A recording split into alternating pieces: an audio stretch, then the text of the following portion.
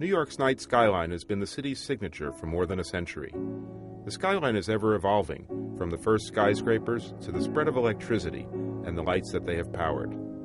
The skyline is changing yet again, as the high price of power pushes tenants to install more energy-efficient lighting. New green buildings have dimmers, timers, and motion sensors that make sure that the lights go out when people go home. The tall tower with the illuminated floors all night long is probably a thing of the past. Early on a clear, cool fall night, I went looking for these changes.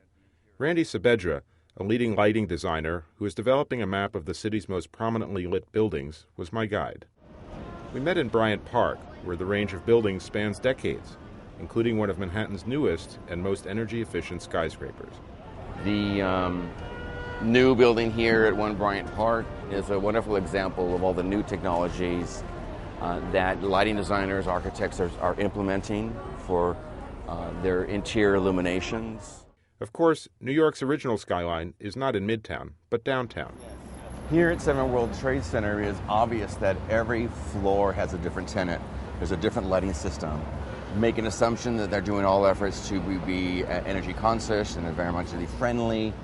But then the building itself, by its top glow, is unifying this building as a mass. That ornamentation at the top is what's making this building with different lighting systems on every different floor uniform. So compared to another building, maybe even the World Trade Center, when it had 20, 30, 40 floors of lights to make its point, what do you see here? That you're not relying on the glowing floors to have the building presence. It's relying on the crown of light.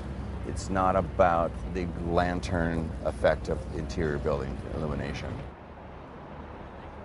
So Randy, we're here at the Promenade in Brooklyn, and we get a nice big view of the city in composite. We've been talking a lot about ornamental lighting. We've been talking a lot about individual lighting in buildings and even between buildings. With this grand view, what do you see here? What stands out to you?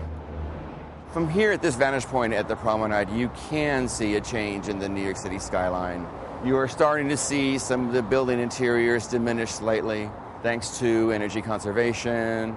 You're also starting to see an importance in the building tops, the illuminations. As the surround is darkening, the building tops are becoming far more important. I'm hoping that maybe over time we start to see more tops illuminated as the building interiors start to diminish.